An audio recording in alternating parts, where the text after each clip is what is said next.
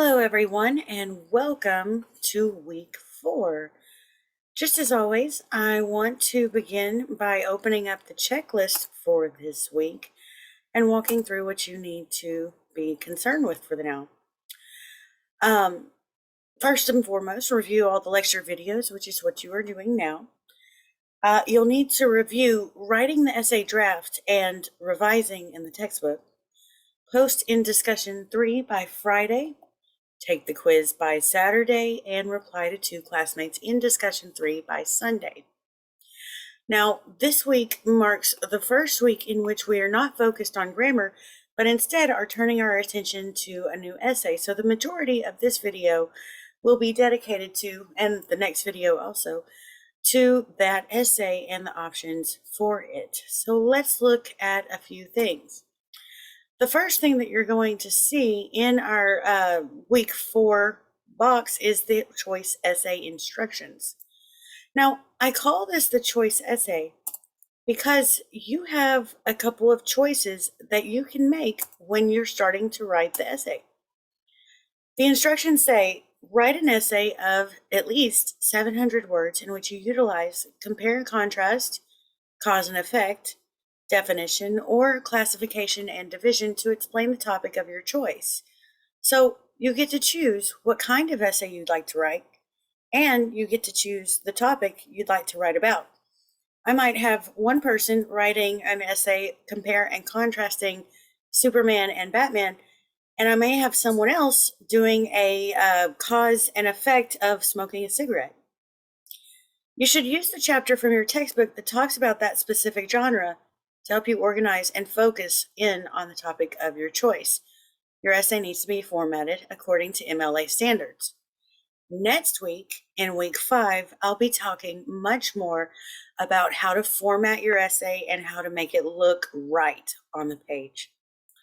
For now, I want to stop for a moment and show you in the textbook, when you go up to it, you'll notice the sections for your quiz are at the top in the middle, writing the essay draft, revising.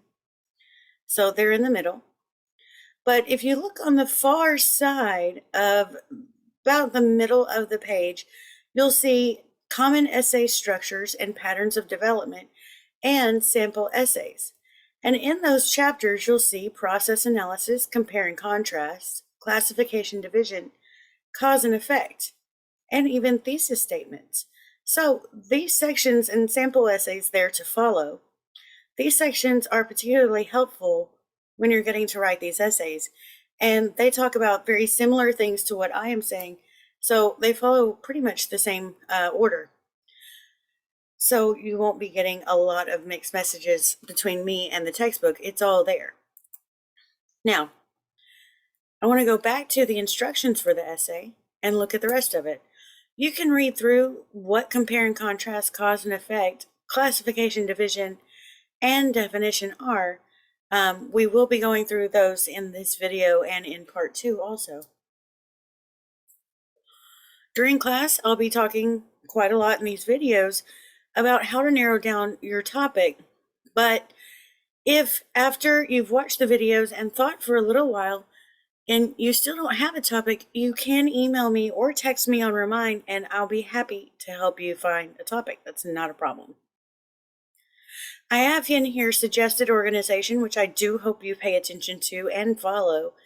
Most essays follow this sequence. You have an introduction with 5 to 10 sentences. You come up with a hook to start off, and then you have what is the essential information in your first paragraph? What basic facts must the reader know? We call this sometimes background information or a bridge.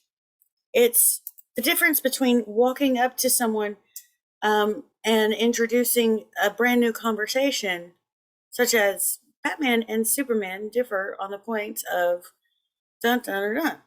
And the person you're speaking to will probably look at you and say, wait, why are we talking about Batman and Superman?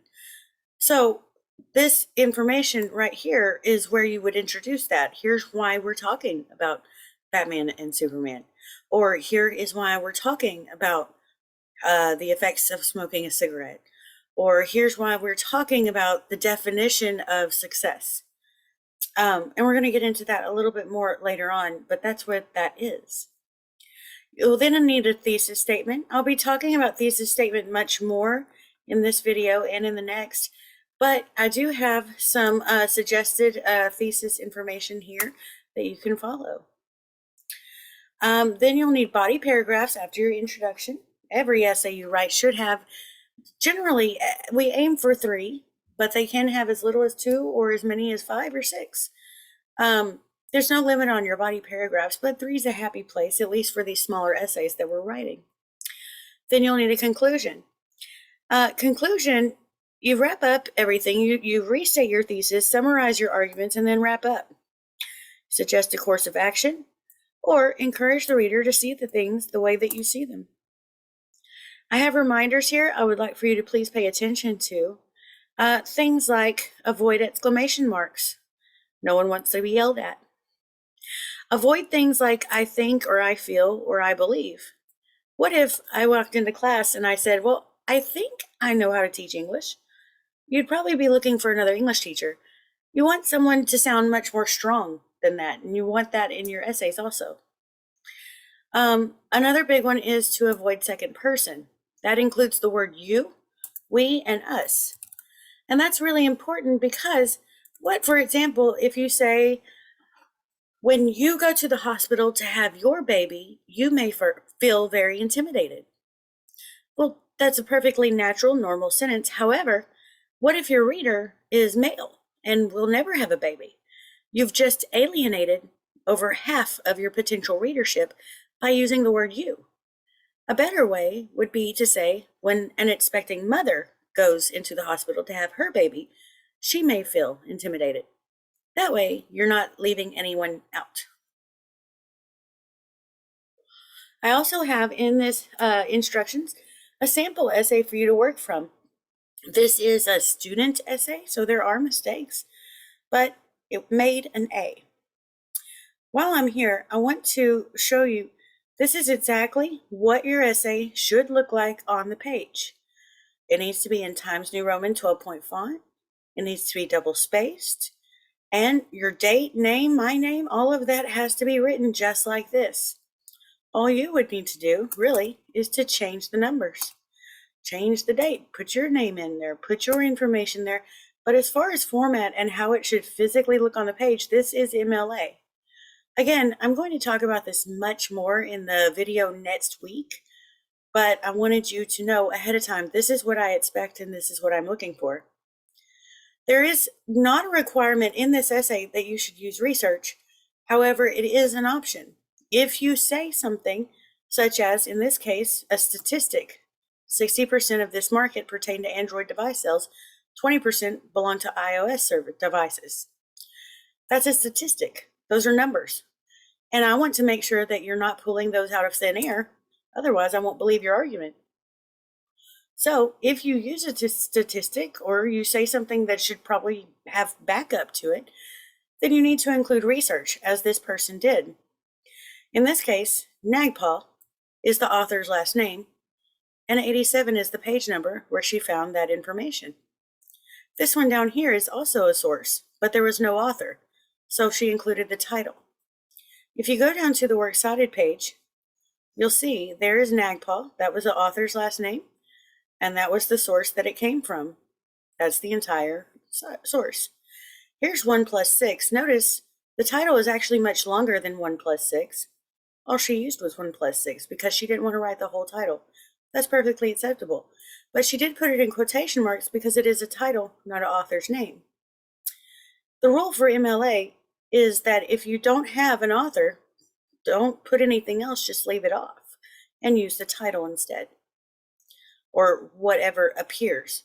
This one, for example, would be listed as AP.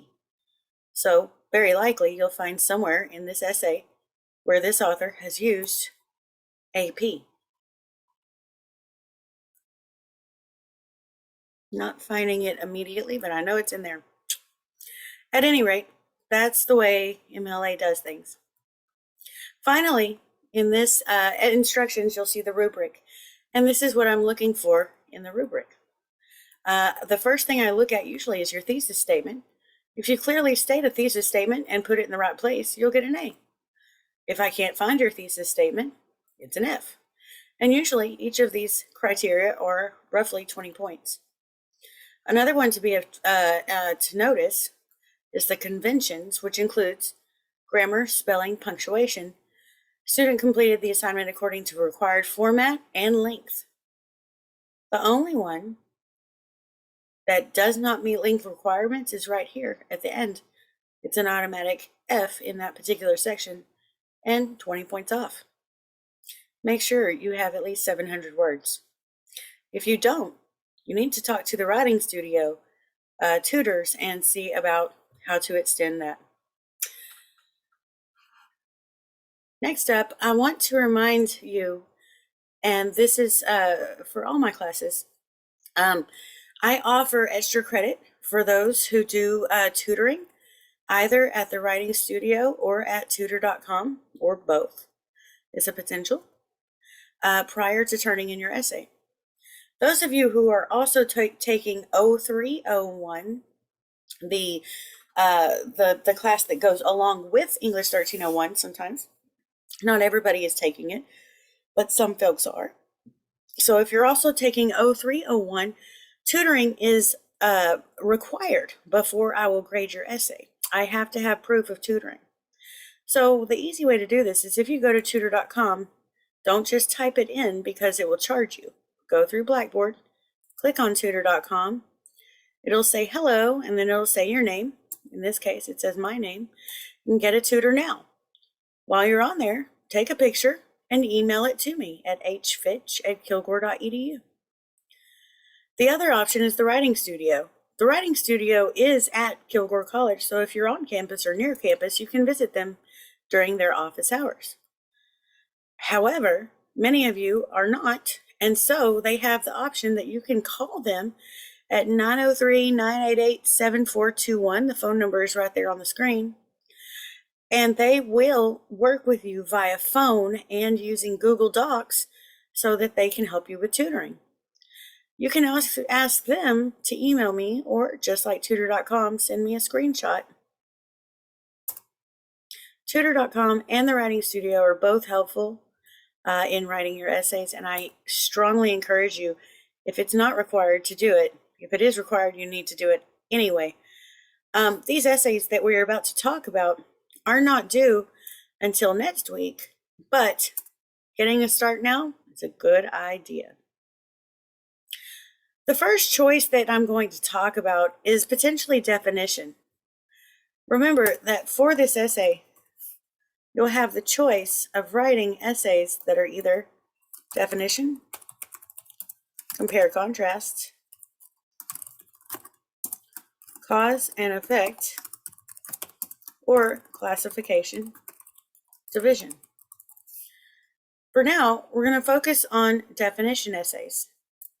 Definition essays are really, really useful if you want to talk about specific words. Consider the fact that when dictionaries were first created, many of them were banned. They were censored and not allowed to be put into public view because they had definitions like tyrant, and it could have easily have been attributed to the king or the people in power at the time. And so things like that got dictionaries into trouble. Now, dictionaries give us standard base definitions. Definitions that people don't usually argue with or against. And so using a dictionary definition is really not a good idea. For example, the word success. Define success. Oh, here we go. There we go. The definition of success, according to Siri, or Google, is the accomplishment of the name or purpose. However, everybody used to use Webster, so let's look at Webster's dictionary. Some people are too young to remember, but we used to use dictionaries called Webster's all the time. The Webster dictionary definition of success is the fact of getting or achieving wealth, respect, or fame. Now, a lot of people would argue you don't have to have wealth, respect, or fame to be successful, but there it is in the Webster's dictionary. So again, don't rely on the dictionary to make your definition. Um, I have a website here that I really like. It's an article called 12 Remarkably Successful People Define Success. And if you look through these, every one of these definitions is extremely different from the one before it. For example, you have Bill Gates' definition of success. He says it's also nice to feel like you made a difference, inventing something or raising kids or helping out people in need. Whereas Warren Buffett, who was a very wealthy and successful businessman, says, I measure success by how many people love me. Now, those definitions are both drastically different from one another, and they're probably very different from your definition of success. So, when we write definition essays, using words that have potentially very different definitions based on who you're speaking to is not a bad way to go. We also use definition essays to talk about words that might be very technical in nature. One word that I enjoy in teaching is called pedagogy. Pedagogy is the method and practice of teaching, especially an academic subject or theoretical concept. My pedagogy is very different from another person's pedagogy. It is the way I teach and what I believe about teaching. And that changes according to person to person to person. And it's also a very technical word in the field of teaching that is worth defining, not just as a person, but in a general sense. What is pedagogy and how does it matter? In other fields, there are plenty of words that have special meanings that other people may not understand. Nursing has a ton of acronyms and words and phrases that I will never understand. Even something simple like football. Football, I've heard the young gentleman always say, get ripped, and I have no idea what that actually means. Please define it for me. Fishing, they talk about flies. And believe it or not, with the vast variety and the vast array of flies available, it'd be worth it to talk about a definition essay of what is a fly, what does it look like, and why is that important for someone to know? Technical words make great definition essays. So, finally, you can also use definition essays to talk about words that have changed with time, such as the word bullying. Not so very long ago, the word bullying simply meant the guy who actually physically hit you in the face or stomach or anywhere else and took your lunch money. But now we have other forms of bullying that didn't even exist a few years ago, like cyberbullying. And so those are new things that deserve really good definitions. There are also words that have changed with time, like the word gay. Once upon a time, the word gay only meant happy. And we're coming, you think about like Christmas songs. People wear their gay apparel, their happy apparel. Um, it's clothing that makes them feel happy and warm, right? That's gay apparel. And for a time, the word gay took on a negative connotation, like, oh my gosh, that's so gay. And that was very negative and not good and not fair. Luckily, now, generally speaking, the word gay simply means homosexual. So that word in itself has transitioned drastically over time. It's worth writing an essay about. Finally, there are words that are controversial, that are worth talking about in a full essay. In fact, almost every month there is a new list of words that are very controversial. I think, I don't want to stir up anything, but there's a new list. Let's see. There are new lists. I'm not even going to look for it. You guys can probably find it pretty easily. But there are new lists almost every month of new words that are considered controversial or a little bit racy. And that's worth writing an essay about. For a time, the word terrorism was actually on that list because the definition of the word terrorism, as the FBI actually defined it, was quite controversial and could have been applied to a number of different situations that had nothing to do with the grander scheme of what we now think of as terrorism, generally speaking, in America, planes and bombs and the like. So their definition was not very good. And so it was very controversial, the way that it was defined and the way it was being used in the courts because of the way it had been defined. So defining words becomes really important because words matter. They make a huge, huge difference. I have a video here that I want to show, and then we'll talk a bit more about definition essays. Definition is one of the most useful forms of writing because it helps the reader to fully understand the concepts or ideas in your essays or reports.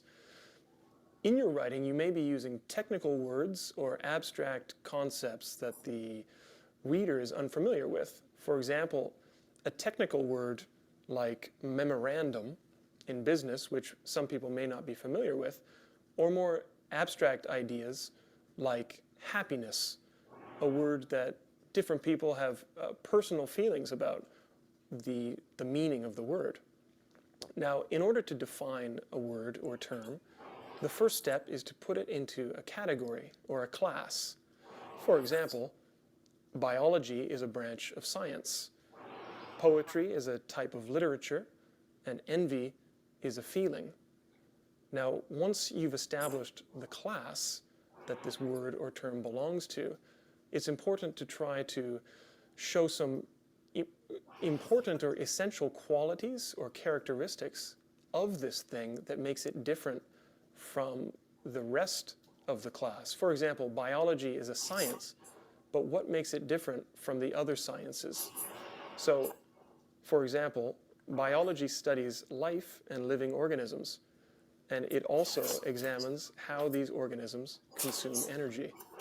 Or poetry, for example. How is poetry different from other forms of literature? Well, poetry uses stanzas, and it also often will use rhythm and rhyme. These are essential qualities of poetry. Another very useful way of defining a word or term is by giving an example, of course. Now, sometimes an example will be straightforward, like Mount Fuji is an example of a volcano. Other times it may be a little bit more difficult. An abstract idea like happiness or success, you may have to give a situational example that the reader can identify with. How about enthusiasm? So the energy of the fans in a football stadium when their team has just scored an important goal is an example of enthusiasm. And the fourth method of making a definition clear is something we call negation, which simply means showing what a word is not in order to explain what it is. For example, a whale is not a fish. A whale is a large mammal that lives in the sea. Or, success is not a large bank account. Instead, it is a feeling of achievement and satisfaction with yourself. So following these 4 steps is a useful way of making a clear definition. And if you've watched the video on essay format, we've talked a lot about the hook in your essay. Starting your essay with a definition of a concept is often a useful way of getting the reader's attention and introducing your topic in an interesting way. So if you'd like to practice writing definitions, follow the link at the end of this video. I really like that video. Now, I want to mention that he did say starting your essay with a definition makes for a great hook. That is true. However, I want to encourage you, if you're going to do that, use your definition or someone else's. Do not use a dictionary definition because no one will argue against it. Use your definition or someone else's. That way you have a point to start. You have something controversial to play with. And that makes for more interesting reading. Consider the fact that I can look up the dictionary definition anytime, at any point that I want to. I'd rather you give me something that I don't have immediate access to, which would be your definition, or at the very least, another researcher's definition. Now, that video, I really, really like that video because he gives us a great setup and sets us up for success when he talks about how to make your definition stand out. His example was poetry. And he said poetry is a form of writing that uses rhythm, rhyme, and stanzas. Now, this is a fantastic thesis statement because it tells me your topic, it tells me what class your definition belongs to or what category, and then it tells me how it's different from others in that category. That is extremely important, and I want to encourage you to follow that same format when constructing your thesis statement.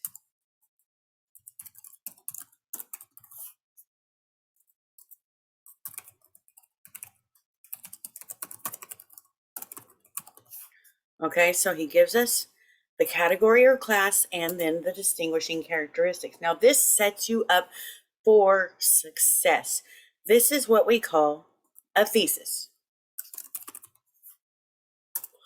A thesis statement is like a main idea. So when you're writing your essay, typically you start with an introduction.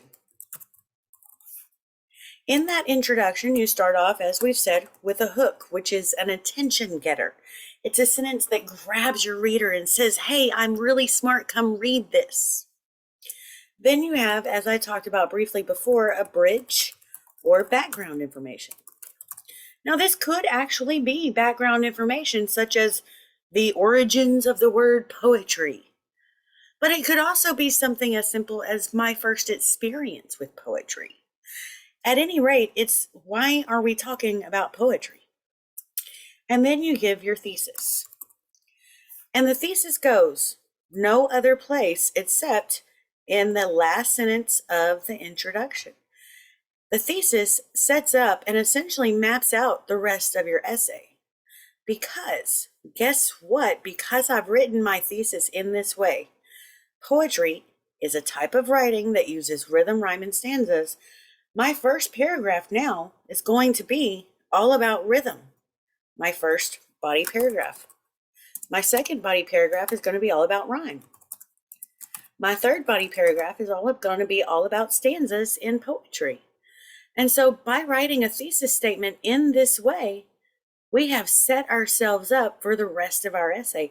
I know exactly what the rest of those body paragraphs are going to be about.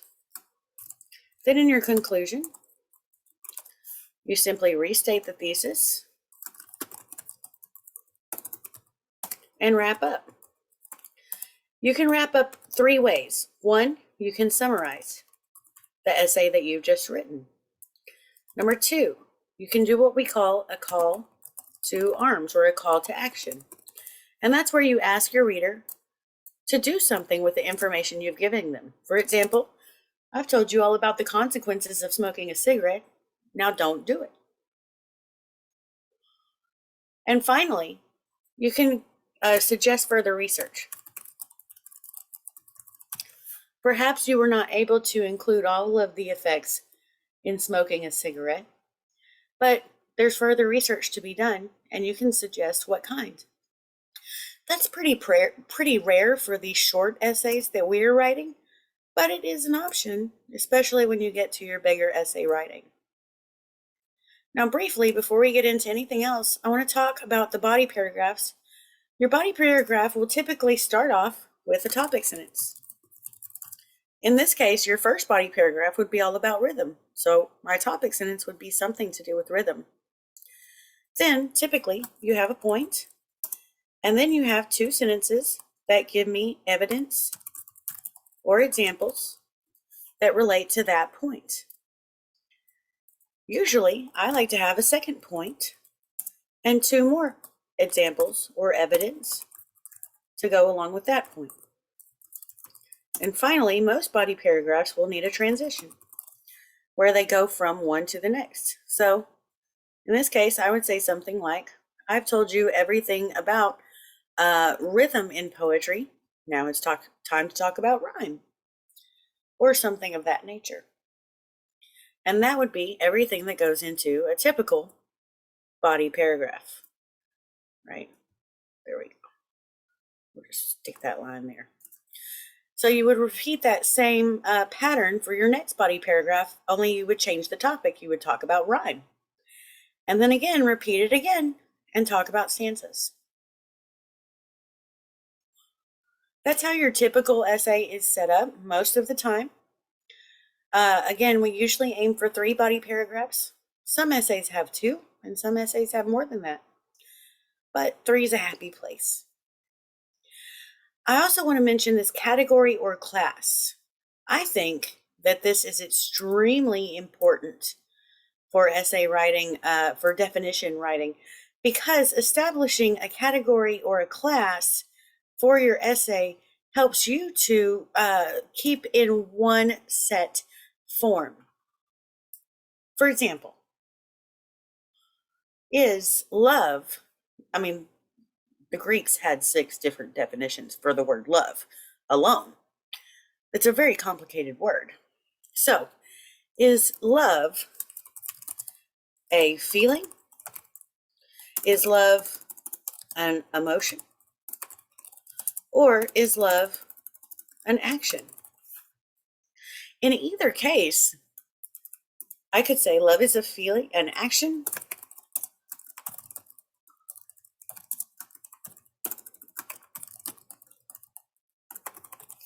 If I'm defining love as an action, how is it different from other actions?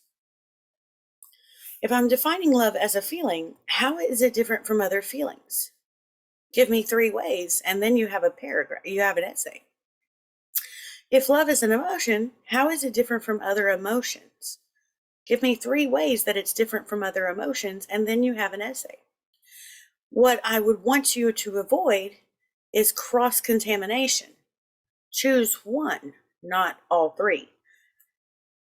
And I point that out because if you're talking about love as an action, and then halfway through your essay, you start talking about love as a feeling, it gets really confusing for your reader. Stick to one. Choose one base of classification, one category or class, and stick to it. Because if you get halfway through your essay and change, it gets really, really confusing. So, for example, if I want to define, what was I going to do? If I want to define,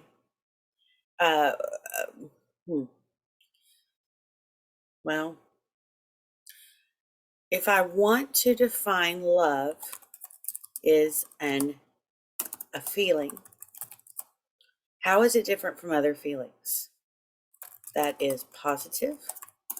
Okay, well, it's positive. How is it different from other positive feelings? Reassuring. I can't spell. There you go. Reassuring. And it is mutual, at least in my purview. It doesn't always have to be, I suppose. But in my essay, maybe that's how I want to talk about it. In this particular one, I don't necessarily claim that this is the best essay topic or the best essay title, but if that is my thesis statement, then I would expect the first paragraph of the body to be about positive feelings of love. I would expect the second paragraph to be all about reassuring feelings of love. And I would expect the third paragraph to be all about mutual feelings of love. I hope that helps you to set up your body paragraphs. Finally, before I move on, I want to talk for just a moment for three really important points to keep in mind for all essays that you might write. The first point, and this will come up again in another video that we'll watch in part 2, but for now I want to talk about it. Keep it interesting. Again, I can look up what the internet says. I can see that easily. What I don't have access to is what you might say. So keep it interesting and avoid giving me standard definitions and standard topics and ideas that no one's going to argue against or be all that interested in. For example, talking about the color red, while that may be really difficult to define, it may not be all that interesting. So keep it interesting. The second one that I want to make is to avoid the obvious. Avoiding the obvious is sometimes hard to do because sometimes we go for the obvious because it's easy. I want to challenge you as you get ready to write these essays to avoid the obvious and go for something a little bit deeper. Go for something a little bit harder to grasp onto and really keep it interesting. And finally, have a point. If we're going to, for example, define love, then why? And in your introduction, that's where you would tell me over here, you would tell me in the bridge or background, have a point. Why are we talking about the definition of love? Why are we talking about the definition of poetry? Why are we talking about the definition of success? Have a point. Have a reason for writing. It's not just write an essay because my teacher told me to, although we all know that that's true, but have a good reason for writing the essay. I think that's everything I wanted to cover for definition. Now, definition, again, is only one of 4 choices. You don't have to write a definition essay. So the next option that you'll have to write an essay about is going to be compare and contrast. I have a video I want to play to get us started talking about compare and contrast. Peace out, leaving home just to change After my this phone plan. Hello, switching from my sofa. Goodbye, everything you can. Hello, Google Fi, phone plan that can. We speak student. Compare and contrast, a la Schmo. Remember that essay you wrote last year that completely knocked it out of the park? Your teacher drooled over it, your classmates were green with envy, and you absolutely obliterated the curve? Yeah, of course you remember it. But do you also recall that essay you wrote the following semester? The one your teacher is still using to line her gerbil cage? Yeah, believe it or not, we are already comparing and contrasting. Anytime you want to look at how 2 things are the same, or how they are different, you are comparing or contrasting. Let's take a look at the first one. When you compare, you look at how things are the same. For example, if you're writing an essay on the success of the fast food joints that have started experimenting with food vacuum technology, you can compare these establishments with the older, more traditional places that still pass their food through a drive-through window. Sheesh, what dinosaurs? What do they have in common? Well, they both serve roughly the same food, the prices are the same, the quality of service is the same, etc. But your paper is exploring the question of whether or not the success of these restaurants is directly related to their new technology. So we'll need to contrast them as well to see what things are different. While clearly the presence of the high-tech vacuum tubes is different, you also note that all of these fast food places are located in the Midwest. Not a huge surprise. Hello, Milwaukee. And you also mentioned that they are all burger places. Something about chicken meat not responding as well to the suction. Whatever conclusion you arrive at based on all your comparing and contrasting is up to you, but at least you've laid out all the facts. And that's really all there is to it. Be wary of people who use the 2 terms interchangeably.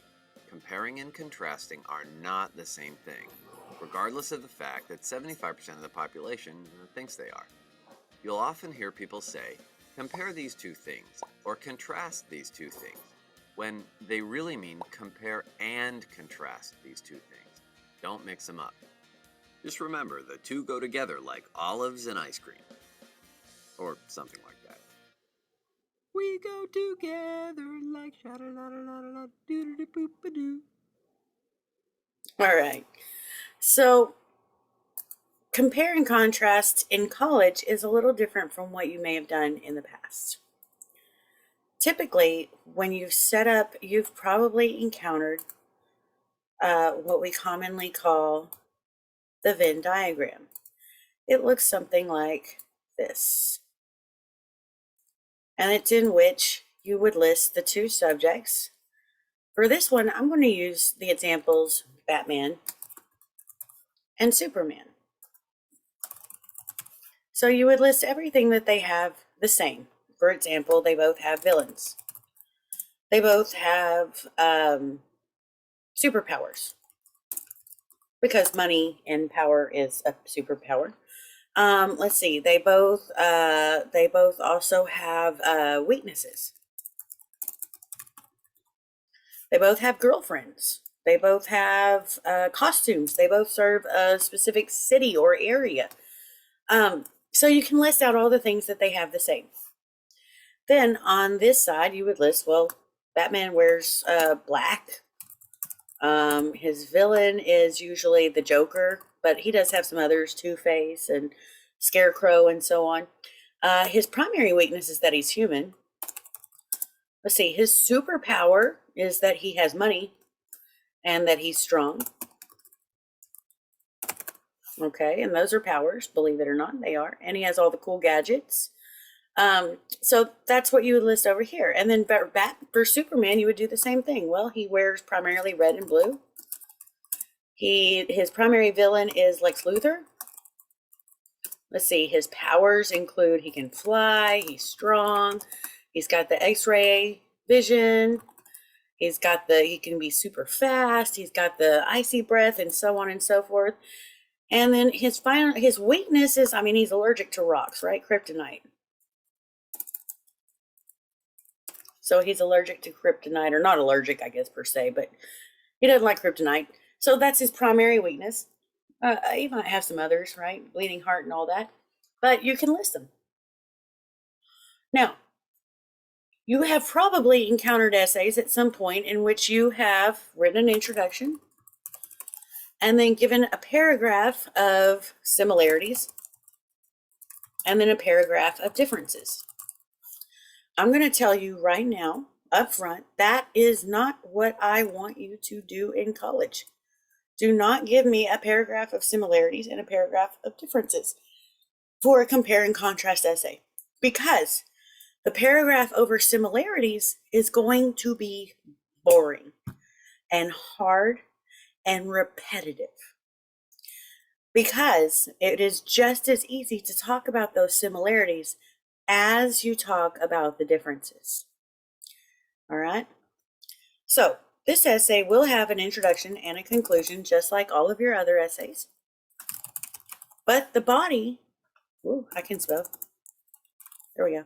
The body of your paragraph of your essay for compare and contrast, right? Again, this is compare and contrast, will look a little different. All right. You can do it one of two ways. You can either go subject by subject, or you can go point by point. Subject by subject is when you point your attention to the subjects of your essay.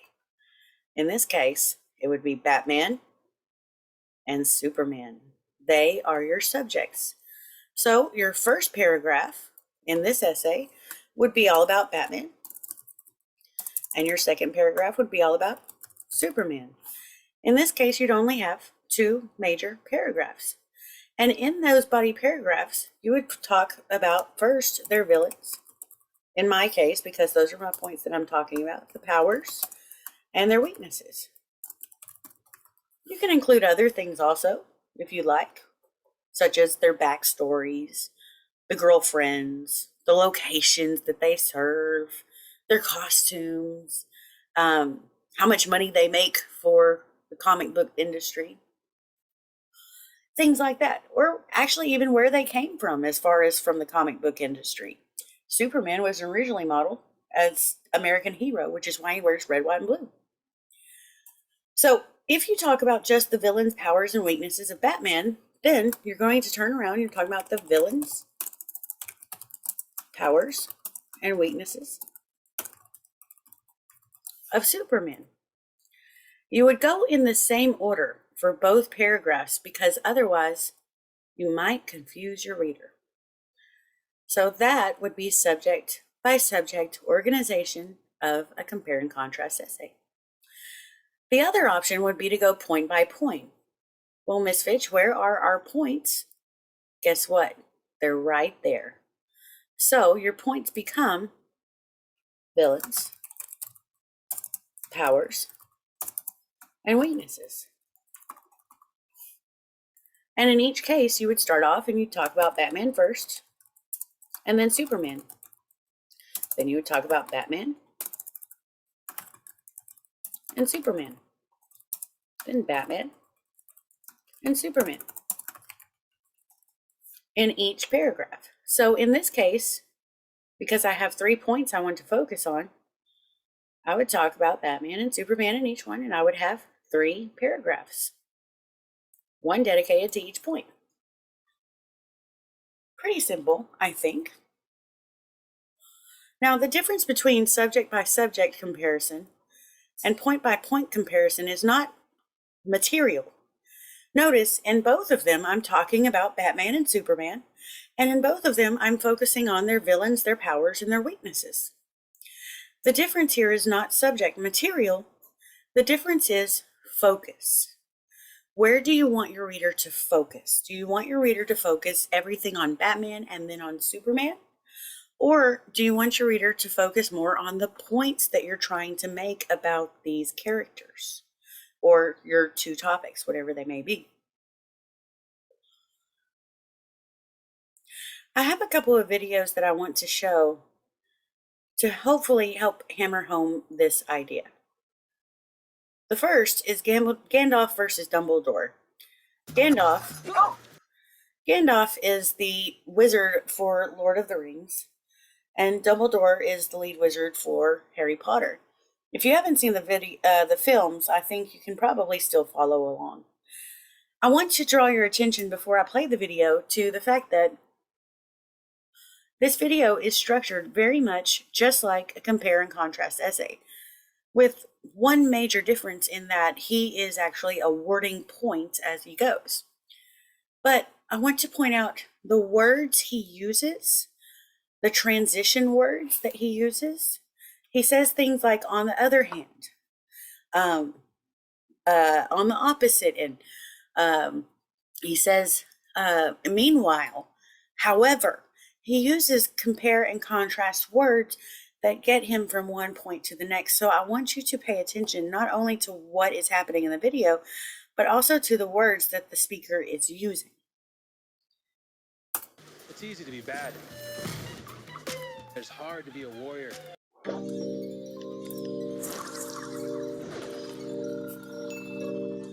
They're the 2 most powerful wizards around. Welcome to WatchMojo.com, and today we'll be pitting Gandalf against Dumbledore to see which old geezer rules them all. To keep this battle on the up and up, we'll be focusing on their movie portrayals and not the books. Please, Mr. Gandalf, sir, don't hurt me. Don't hurt me in anything unnatural. Round 1, Screen Persona.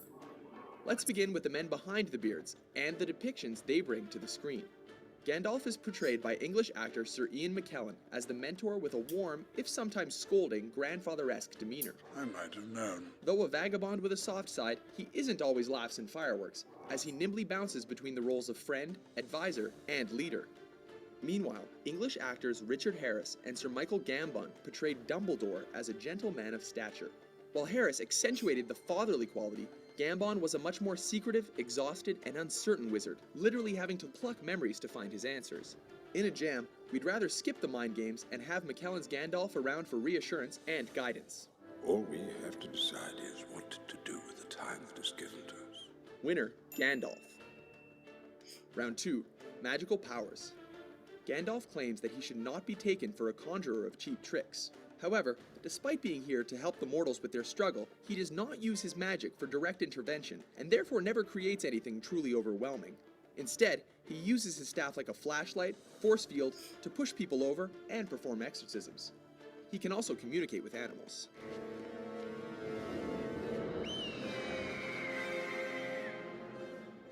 The polar opposite, Dumbledore channels his powers through his Elder Wand to create incredible feats of magic, including a control over matter and all of the elements. He is also able to make force fields and push people around, and his only limitation is that he refuses to cast any of the unforgivable curses. All in all, Dumbledore's got the goods, and his power leaves Gandalf spinning in disbelief. Winner, Dumbledore. You may not like him, Minister, but you can't deny Dumbledore's got style. Round 3, Experience and Bravery. While we've already established that Dumbledore is more powerful when it comes to pure magic, which is channeled through his wand, there's more to Gandalf than his powers and his knowledge. Gandalf has spent his life on the road protecting the entire world of Middle-earth, fighting countless forces of evil in the process. He's unique for wielding his sword in combat. This makes him certifiably badass, as even at his age, he's able to get into the thick of battle while riding horseback, even going so far as to play hall monitor for the Balrog. You shall not pass! Unfortunately for Dumbledore, he has spent too much time in his cozy tenured position as the high school principal. Rather than quit his day job and join Harry in some sort of fellowship, he's more than content to let children fight most of his battles. Winner, Gandalf. Round 4, Foes. A hero is only as good as the enemies that he faces. Gandalf faces Sauron, as well as his former mentor and friend, Saruman, who together lead an unspeakable army of evil. Dumbledore also faces a growing threat. However, Voldemort merely has a lust for blood purity of the magical world, which he hopes to achieve by commanding a handful of evil wizards and witches. These are mad times we live in, mad! They are indeed. As unpleasant as Voldemort's plan is, he isn't intent on complete genocide, so we're going to award this point to Gandalf, for facing a more menacing and relentless foe whose power truly reaches everywhere and threatens everyone. Winner, Gandalf. Round 5, Helping the Hero. Both Gandalf and Dumbledore are the masterminds of their respective movies. However, their plans both entirely hinge on helping a youngster dispel the evil. Gandalf trusts the One Ring to Frodo, who must journey on foot to destroy it in the evil's backyard. We must remember, Frodo. The ring is trying to get back to its master. It wants to be found. Dumbledore's pupil Harry is destined to save the world by building up his strength while locating relics, also that he can battle Voldemort head-on. While we admire Dumbledore for settling bureaucratic and judicial hurdles for Harry, Gandalf pretty much sacrificed himself and led an entire battle, taking much of the pain, also that his underdog friend could make a deposit in Mount Doom. Winner, Gandalf. Yes, very good. Verdict. By a score of 4-1, our victor is the wizard from Middle-earth. Don't fret, Dumbledore fans. You can still be proud of his tenure as headmaster, even if he was a man of words rather than action. It is not our abilities that show what we truly are. It is our choices. Agree with our verdict, or are you infuriated by it? Be sure to debate in the comments and subscribe to WatchMojo.com for more entertaining versus battles. I didn't think it would end this way. End? Oh, the journey doesn't end here. Okay. So So, in almost every way, that particular video was organized point by point, and he actually awarded points, and that's not something I expect you to do in your essay. But if you notice, every single point that he talked about, helping the hero, villains, powers, and so on, he first talked about Gandalf, and then he talked about Dumbledore. So he went point by point. Essentially, aside from awarding points, that was a compare and contrast essay. The next video I want to show is more in the vein of subject by subject. Now, because it is a video, it does go for a time to point by point and then back to its subject by subject. But for the most part, subject by subject. This one is much less like a essay and more like a video, but that's because it is a video. Anyway, I do want to show it so that you can see it.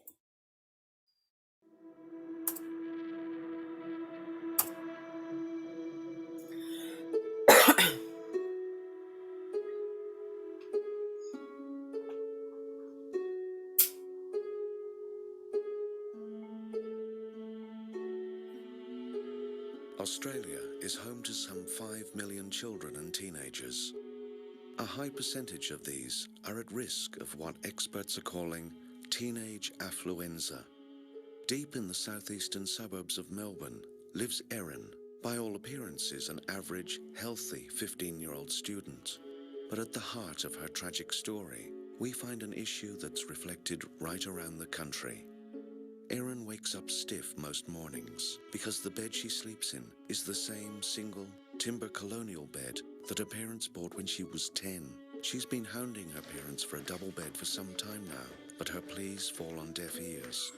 Although meals, food, housing and education are readily available to them, many teens like Erin are forced to live on less than $40 pocket money a week. This is my toothbrush. You can see it's really frayed and old, and I need a new one. For the first meal of the day, Erin is forced to eat dry and tasteless cereal because the family often runs out of milk. Each mouthful of her cereal is so much harder to bear with the knowledge that the milk bar is literally meters away from her home. The morning drive to school is particularly difficult for Erin. Often her younger brother Red steals the front seat out from under her, and she is forced to ride in the back. Indeed, on the rare occasion that she does manage to get the front seat, she must endure a solid 20-minute barrage of small talk from her mother. To make matters worse, their family car is a late 1980s Toyota Corolla, white with a brown interior, and proves to be a constant source of embarrassment to Erin. Once at school, Erin has a grueling walk of 125 steps to her first class. Imagine what it's like for Kaisong leading her blind mother home on a dirt road at night after a day spent begging at the markets. After a long day at school, Erin and Red are often forced against their will to carry several grocery bags all the way from their driveway through the house to the kitchen. One bag will feed a family of 4 for a month. This can be tiring work for kids who haven't had their after-school peanut butter sandwich. When she goes to bed, she's always hungry because she doesn't have enough to eat. This is my iPod. It's only 1 gig, and it's not enough space to hold all my music. I also have pretty bad headphones. They all live together in a tiny bamboo hut about as big as a queen-size bed. Red is an incredibly gifted computer gamer, but he's had to stop short of taking it to the next level. Sadly, Red has the PS2 console from early 2004. He feels left behind now the PlayStation 3 has hit the market. Sang Chen's one and only toy is a brass bombshell casing he found when he was foraging for food.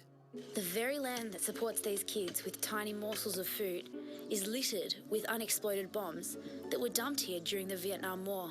Just north of here, near the Sudan border, a civil war is raging. Erin's brother Red suffers a chronic lack of heavily branded footwear. A few weeks back, he cut a big gash in his toe. You can see the wound is still open because they don't have bandages to keep dirt out of the cut. And if this isn't enough, last week, Erin arrived home to find her sister had dyed her hair. What do you think? Every day from dawn until dusk, gangs of several hundred children scavenge through the garbage, riding the dump trucks as they arrive. The faces tell the story. No water means no food. For many, the search for a better life starts at Phnom Penh bus station and then goes wrong. My husband was attacked by the militia. Sometimes they give us injections, which paralyze our arms and legs because we don't make enough money for them. We were abducted at night, all 5 of us. We saw them enter the village and I tried to run. I ran with the children to another house and hid, but some of them came. In this unbearable heat, women and children had walked for hours to get their rations. We are always wondering how our mother's going to get food for tomorrow.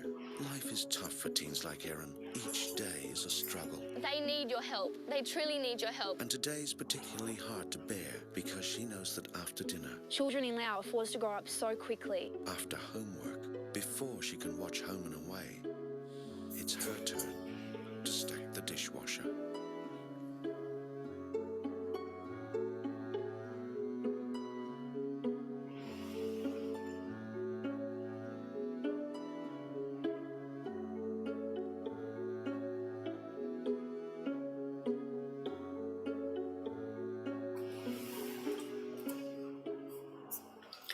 Okay, so overall, that video, I know it's hard to watch.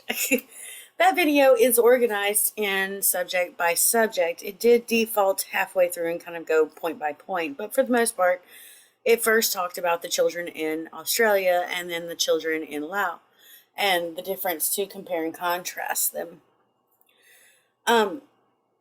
Again, the difference in this case is not in your subject material, but it's rather in where do you want your reader to focus. I'll give you one more example.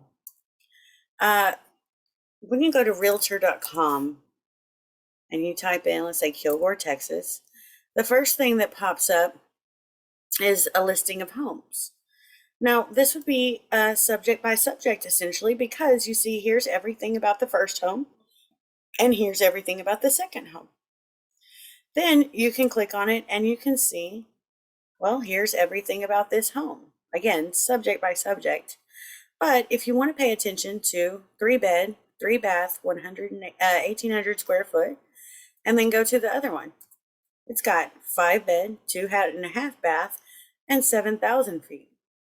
So if you're paying attention to those features, those particular points, that would be more along the lines of point by point, because then you're focusing in on the points that you want to pay attention to. How many beds, how many baths, how many square footage, how much it cost.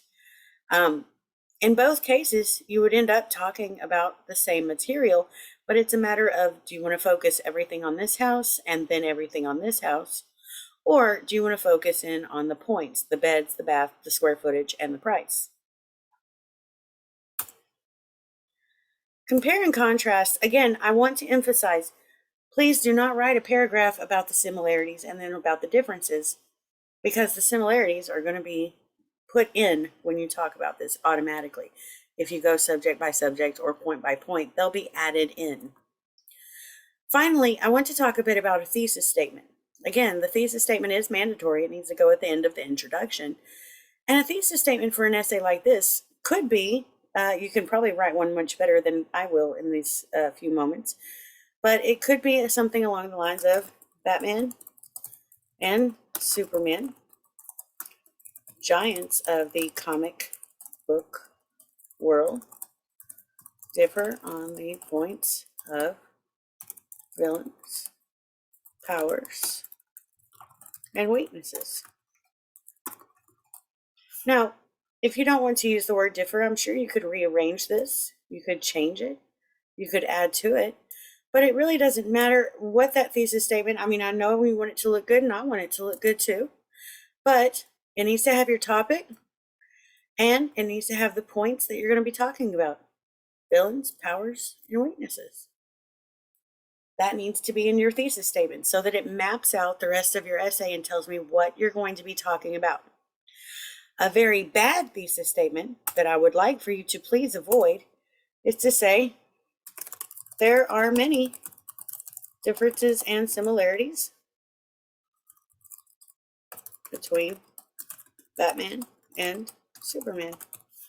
That would be a terrible thesis statement, because I know there are many differences and similarities between Batman and Superman. What I don't know are the similarities and the differences that you're going to be talking about in your essay. So please avoid that kind of thesis statement. Instead, tell me exactly which points you'll be covering in your essay. That's all for this video. In the next video, I'll be talking much more about cause and effect and classification division essays, because those are the other two options that you'll have for your choice essay. So, I will see you in the next video.